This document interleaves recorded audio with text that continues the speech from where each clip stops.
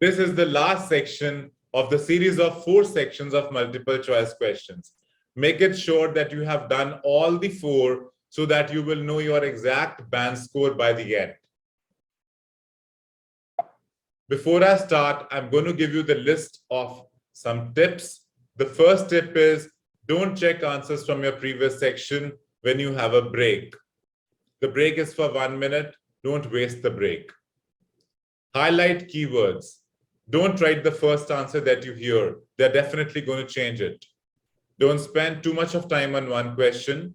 Be careful if you hear the words like yet, but, however. Practice will definitely make you perfect. Make it sure you practice these 4 sections at least 2 to 3 times. Your answer will often be a letter and not a word. Pause. Choose one from A to C after listening to the audio. You are going to hear a talk given by Jim Allen. He is going to share some of his findings of his research. Good morning. Today we'll be hearing from Jim Allen, who will be sharing some of the findings of his research project from last term. Jim. Thanks. Well, to start with, a little bit of background about the project. As you can see, our title is something that is relevant to everybody in this part of the world: water safety. These days, there's a lot more to water safety because of the increasing number and range of boats and other things people use on public waterways. I'd become interested through reports on radio about the number of incidents involving small powerboats and individual watercraft such as jet skis. It seemed to me that because these craft were essentially recreational and didn't require licenses to use, there was very little opportunity to influence the users towards being safety conscious. So, I decided to make this the focus of the project. For the research, we mainly relied upon talking to people, asking them questions in preference to using a written questionnaire. We interviewed a wide range of people at a number of popular swimming locations over 2 consecutive weekends and asked them what they'd observed or experienced themselves. The respondents were both male and female, but the men were just slightly in the majority. Pause. Choose one from A to C after listening to the audio.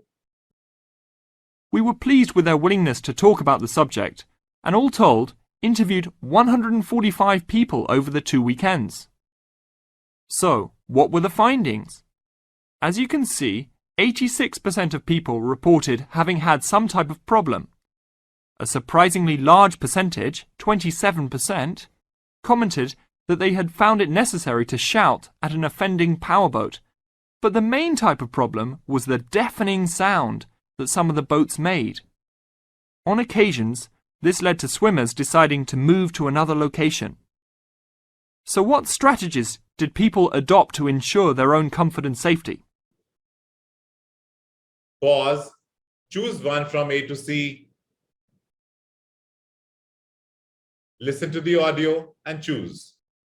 Let's have a look at the figures. First, it was noticeable that there were often distinctly different answers between men and women. It was mainly the women, for example, who said they should try to choose places where boats couldn't go, whereas it was usually the men who said you shouldn't have to move if you were there first, so you should shout at them if necessary.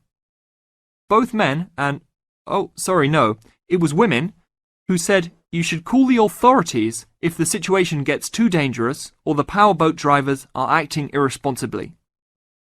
Then, I had thought it would be mainly women, but both sexes made the point that above all, it's important to get children away from any possible danger. Men were very aware that jet skis could be unpredictable in inexperienced hands. They also made the point that it's much safer to have your car nearby and clearly visible to any watercraft if you're swimming in a relatively remote spot. Finally, wearing visible clothing, men didn't think it was quite as important as women, but both gave it a high safety rating. Now, these are the answers. Make it very sure that you have done all these 4 sections because they are extremely important.